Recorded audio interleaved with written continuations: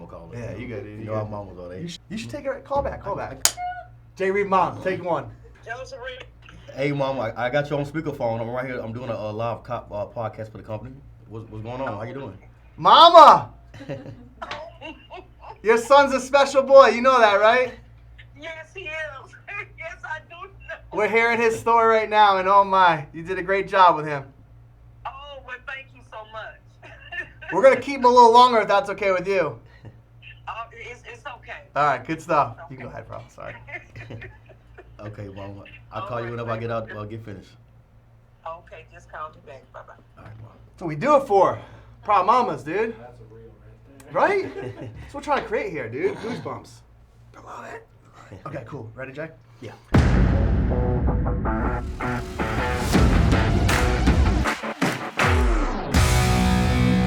Welcome back to another episode of The Zone Presents. We have a guest all the way from Louisiana, Mr. Joseph Reed. Thanks for coming, bro. Thanks, bro. Thanks, man. Appreciate it, man. It's been a long time coming, Long time coming, right? man. Well, we're gonna go all gas, no brakes. So I hope you're ready for that. So you've been here for how long now? Year and 2 months now. Awesome, man. And I know a lot has changed in the Yeah. past year and a half. Yeah. So we want to get into that a little bit more in depth. But first and foremost, tell us your childhood, how you got here, where you came from. I know you're from Louisiana. Yeah. But tell that story a little bit. So born and raised in Louisiana. I actually got here Connor free, COVID free. Grew up with him. We Okay. went to church together. Been knowing him since 6 years old. Oh my gosh. Some of my best friends. So yeah, born and raised from Louisiana. I'm a southern boy, country/city, whatever you like to call it. And yeah, man, just had the opportunity to come down here, bro, and it literally changed my life. Yeah. So- Now before that, obviously you've been friends for a while. I know a lot of guys listening, or girls have a friend that told them about the opportunity, and sometimes, when a friend tells you, it's a little different. But before we get there, Okay. talk about, because I know you were in sales before. Yeah. You've been successful in the past before you got to this company. Yeah. What was that like before you got into Lumia? Sales. I like sales. Actually, I mean, another thing that I haven't told a lot of people. I actually have a degree in LPN. So I was originally going to school for anesthesiologist. Very cool. Originally was, and I got my LPN. I dropped out of LSU when my grandmother got sick. She ended up passing. Kind of went to depression. Stopped going to school. Then I get hired at the call out about maybe 8 months later as a salesman, and I got promoted to a finance manager within 2 months. Wow. And then I did that for 7 years. What kind of cars? So we did over 170 different makes and models: Chrysler, Dodge, Jeep, Ram, Chevrolet, Buick, GMC, Audis, Teslas, Toyota, Lexus. I mean, literally everything. Everything. Ford, Very cool. literally everything. Very diverse then when it comes to that, because a lot of times we usually like one product, one company. it was pretty cool. So I That love is it. wow. Get to see everything. Yeah. So I know you heard about this from Kobe and Connor, and you've Yeah. been, kind of looking into this, but they tried for how long now? 3 years, man. 3 years. Been instead of texting me, come, bro. You'll be good. You'll be great. And I just, like I said, too good to be true. I was comfortable, at the time. And when you're comfortable, you're not growing. Yeah, You yeah. can't grow. It's funny you say that because, we say comfortable, but then you just shared a story with me that was pretty crazy about how comfortable it was for you. Yeah. Considering what happened. So tell me what kind of revelated your mindset to even look into the opportunity, because you're doing well, you're successful, Yeah. and Kobe and Connor are telling you this crazy story that you think is too good to be true, and then what happens? So it's actually kind of crazy. Kind of just backtrack a little bit. Actually, Connor worked at the call out with me 3 years ago. So I actually kind of taught Connor a little bit of sales. Kind of was Hear that, a Connor? little bit over him. He was, actually managing him 3 years ago, and I told him it's crazy that how the world has changed. And 3 years later, now he's my boss. And, Yeah. great guy, I love him, bro. He's one of my best friends, Oh, Connor yeah. and Kobe. So I did the car sales like I said for 7 years, and so I was actually delivering a plate after a deal I had done, and I was actually out in the field working, and just so happened the neighborhood I was in, and I'm having a shootout happen. Oh, my God. And the time I was delivering the plate, and about 7 to 8 people ended up getting shot. I was one of the people that got shot. Got shot in my arm. Yeah. So it actually broke the bone here. I had a bullet go in my lung. Right lung collapsed, and I'm going to the hospital literally later on that night. And so ended up in the hospital for right at about 5 days. Oh my God. 5 days. Dang, bro. Yeah. So you're laying in bed, and obviously your mom just called, so Yeah. I'm sure she was going crazy when this Oh, happened. she was. They didn't even find out until, no one even knew it even happened. They didn't Yeah. find out until the next day, and so it almost kind of killed her. Yeah. No one She even knows her knew baby that I is. was sitting in the hospital. I get it, dude. So My mom's very involved in my life. She could be going nuts. Yeah. So then you're laying there, and then what's going through your head? well, I wasn't conscious. Well, when you came back. kind of jokingly. But yeah, so I mean, once I did, I couldn't believe that it had actually happened. I never in a million years imagined that I would ever get shot. Never did. You know, wasn't involved in anything to be around that or anything like that. So just never thought that it would actually happen to me. You know, I think a lot of people have been through it too. Wouldn't think the same thing either. So just laying in the bed, and then like I said, I had a few people reach out. Didn't hear from my job. They actually didn't even reach out to me. Didn't send any flowers. Didn't say, hey, hope you're okay. How you doing? I mean, a lot of people didn't. A lot of people that I was there for really wasn't there for me when I was in that position. So it kind of just shifted me back, and it showed me exactly. I think God was just revealing Himself to me. I've been asking Him for years to remove anything or anybody from me that wasn't for me.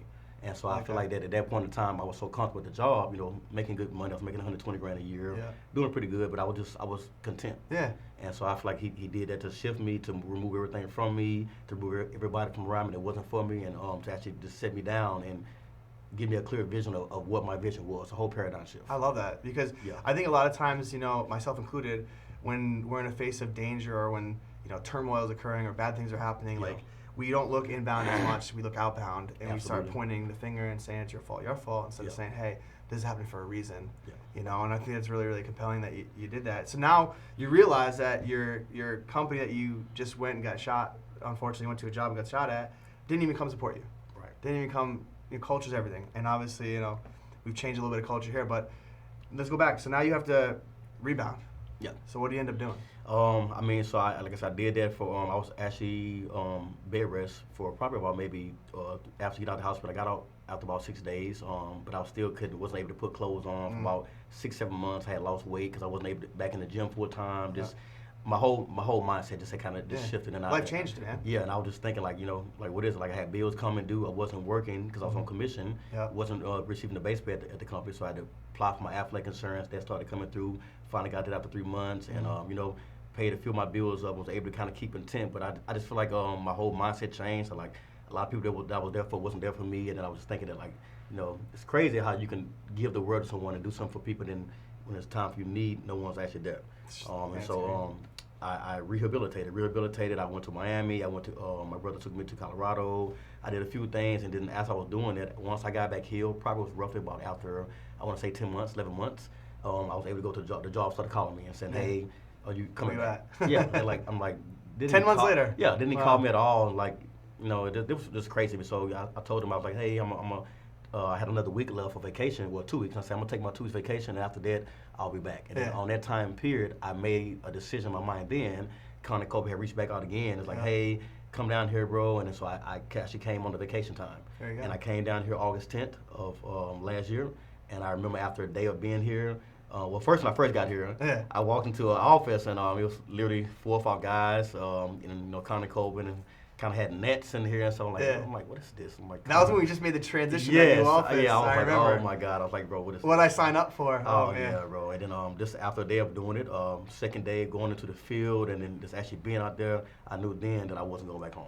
Now we're at this time, because I think it's very important that we go back to this, because I think in the first couple weeks of starting out this job, I think a lot of people go through like a very different transition of their life, because it is different, right?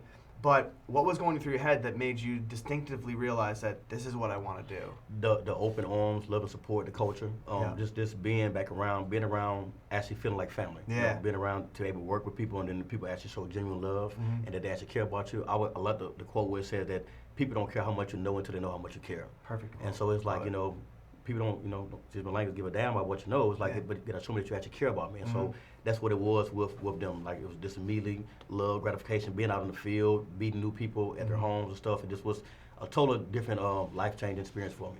I met a lot of great customers along the way that actually just shifted. And I just remember calling my mom about 4 days later. I was like, Mom, I love you.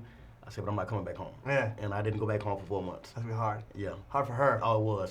She kind of teared up. I bet. Like, are you sure you want to do this? I was like, Mom, I know this decision. Now, were you having success at this time already, or no? So my first week, I literally made it there that Monday. Trained, got the pitch that Monday. I knew the pitch by Tuesday night, Wednesday. I was up 4 in the morning in Connor's front yard. There you go. In the driveway, learning the pitch, studying until 4 in the morning, and I got my first deal Friday. There you go. And I made $3 grand off that one deal. Heck yeah, man.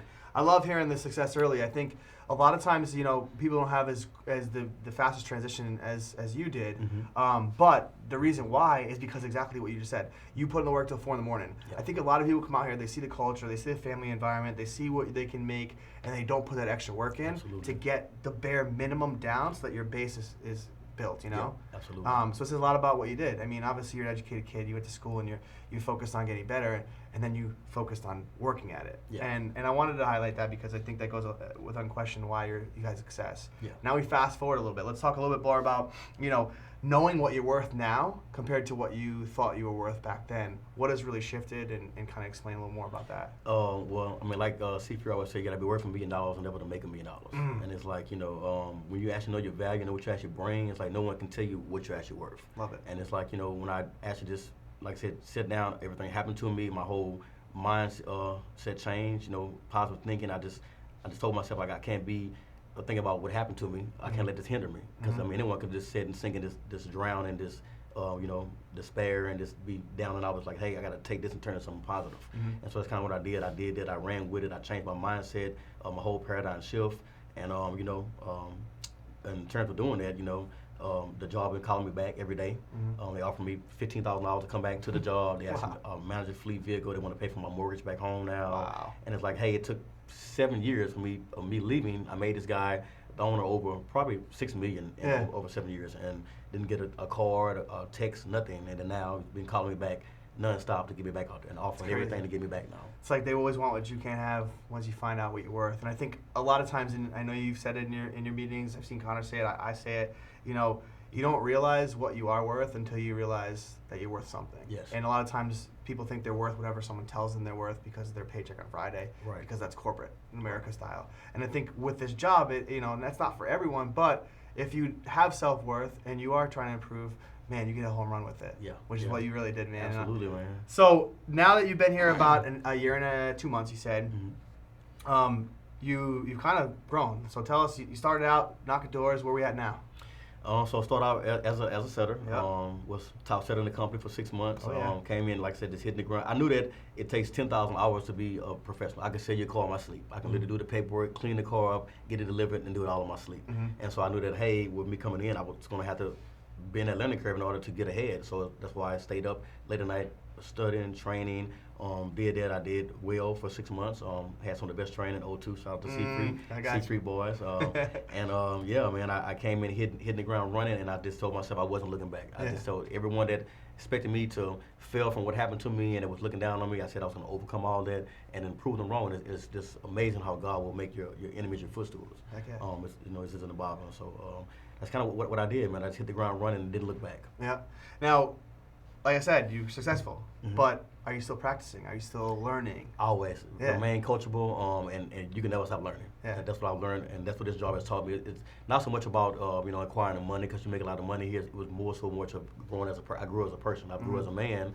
Learned a lot about myself that I didn't know. Yeah. And I'm still learning things, and so like I said, remaining coachable, to be able to just learn all these different things and be able to actually help other people do the same things. Like, hey, if I went through it and I can make it, anyone can do it. Yeah. Anyone can make through it. You know, that statement rings true a lot of times, but however, dude, I'll say this. You made it happen because of the work you put in and the people that you had surrounding you, which, we pride ourselves in having a cool culture and having people be around you to pick you up. Right. But, like, it does rely heavily on yourself. Yeah. Like, we say mom mentality, and we say all these great guys that did it. It's like they didn't get there by accident, and they didn't get there because some people helped them do it. They got there because they worked hard when they had to for themselves. Right. And that's something that I know that you do. And then I know you read, right? Yeah. Not only last name, but you also read books. Yeah. So what are you reading right now? The Power of Positive Thinking by Norman Peale. Okay. I actually got a customer that I actually sold a system to, Mr. Matt Manzari. It's called Beyond the Scars. Pretty cool. Okay. And then Atomic Habits. Heck That's what yeah, I'm reading I now. like that So one. all things that just helped me, like I said, shift my mindset. Look at a lot of Steve Harvey. Steve Harvey. My Steve Harvey. favorite quote by him was, "I kept telling those $25 jokes until they paid me more." Right? Yes. I love that. Yeah. All right, so then you're in the setting mode. You've had a little bit of success, and tell me what that path, the next step was like, and what it was like for you. So I was transitioning to Gen. I was learning the clothes, and it was the same thing I told Steve. I said, man, I feel like I'm back in school, man. I was like, it's just like school all over again. But Yeah. I just knew that to get to the next level, this is what I had to do. So I remember going over Christmas break, and I was just studying. Actually got one of my first Silver Gen deals then, but it didn't kind of work out, and so I wasn't really ready then. And I remember just coming into the new year, told myself I was going to buckle down, learn everything, and I learned to close, and I was closing roughly about February. Closed my first deal in February, first 3 deals. Good work, man. And I mean, after that, they just started putting me on deals. CPA was like, well, you going to your deals? You going? And so I think I went I did almost 14 deals. I went almost like 14 to 14. Excellent, man. Yeah. I think a lot of times, because that's nerve-wracking, because, you know, it's not, when you get to that point, and that we want everyone to get to that point, obviously, but it's nerve-wracking because you got somebody else's money relying on that as well. Plus, Absolutely. the reality is we're trying to give a product and service to a homeowner that understands this, what we're providing for them. Right. And if they understand it, it's usually a no-brainer, but Right. it does take a really unique skill set art to make that happen because, you know, think about how we met them, right? Right. So then the pressure of that, you know, can get to a lot of people. But again, you've hit out of the park, dude, and now you're a full-time closer, right? Yeah, full-time closer. And I know you still self-gen here and there. I do. I did one last week. I did it. It was a 23 killie. Look at you. Pretty good. Put the setup as incentive for some of the guys. So Yeah. it is amazing, man, how my whole mindset just shifted. You know, Yeah. when I first started, it was money. What my mindset was, my paradigm shift, and then my why. And now it's just like, you know, it's helping change other people's lives. It's helping people to see that, hey, if I can do it, anyone can do it. You nailed it, man. I think it goes for our homeowners, it goes for our people who are trying to get out here to do it. But it's very important. You've done a great job with it. And you said the power of positive thinking. By Norman Peter. And then Beyond the Scars. Yes, by Matt Mazzari. And then the last one you said was Atomic Habits. Atomic Habits. Great book. Yeah. I think that's great. I think everyone should read these books if you haven't, or at least put one in your life. And, Yeah. and it's really cool when you start to read and start to invest in yourself. You see a different change, right? Yeah, you do. And even so with you, brother, I've seen you change quite a bit since you've been here. And Thank you, man. nothing's stopping you now. Oh no, man. I'm full force ahead, man. Let's go. Hey, thanks for coming on the show today. We appreciate it. Yes, sir. Jay Reed, everyone.